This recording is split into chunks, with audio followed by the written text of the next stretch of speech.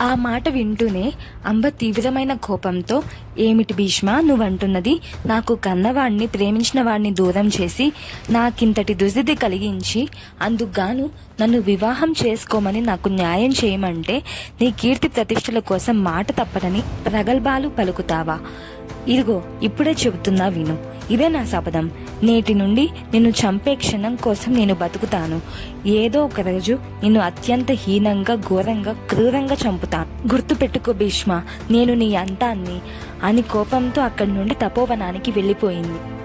జరిగిన పరిణామాలన్నీ దైవాధీనం, విధి విలాసం అనుకుని భీష్ముడు చిరునవ్వుతో వాటిని స్వీకరించాడు. ఆ తర్వాత విచిత్ర వీర్యుని అనారోగ్యం ముదిరి అతను మరణించాడు. వారసుల కోసం తీసుకువచ్చిన అంబిక, అంబాలికలు విధవలయ్యారు. ఇక రాజ్యానికి రాజు లేడు, వారసులు లేరు. భీష్ముడు ఆలోచించసాగాడు. రాజ్యమంతా అల్లకల్లోలమయ్యేటట్లు ఉంది. ఇప్పుడేం చేయాలి అని భీష్ముడు ఆలోచిస్తుండగా సత్యవతి భీష్మునికి కబురు పంపించింది. భీష్మ, ఇప్పుడు రాజ్యం బాగుండాలంటే ఒకటే మార్గం. నువ్వు నీ తమ్ముడి భార్యలైన అంబిక, అంబాలికలతో సంగమించి వారసుని కను అని సలహా ఇచ్చింది. నేను నా ప్రతిజ్ఞకు కట్టుబడి ఉన్నాను. నేను ఆ పని చెయ్యలేను అని భీష్ముడు అన్నాడు.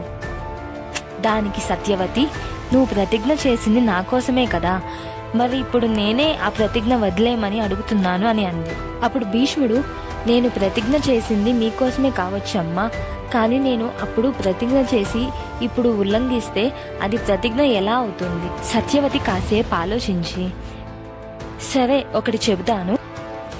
ఇంతవరకు నేనెవరికీ చెప్పకుండా నా మనసులోనే దాచుకున్న జీవిత రహస్యం. నేను నీ తండ్రిని పెళ్లి చేసుకోకముందే పరాశరుడు అనే వ్యక్తితో ప్రేమలో పడ్డాను. ఆ ప్రేమకు ప్రతిరూపంగా ఒక కొడుకుని కూడా కన్నాను. పెళ్లి కాకుండానే పుట్టిన కొడుకు కాబట్టి నాకు చెడ్డ పేరు రాకుండా ఉండేటందుకు తనే పెంచుకుంటానని చెప్పి ఆ పిల్లవాడిని తీసుకుని వెళ్ళిపోయాడు. వాడిప్పుడు పెద్దవాడయ్యాడు. మన ముందున్న ఈ సమస్యను తీర్చాలంటే ఇక మిగిలింది ఒక్కటే ఉపాయం. అతని పేరు వ్యాసుడు. నువ్వు వెళ్ళి అతన్ని తీసుకొని రా అని భీష్ముని పంపించింది.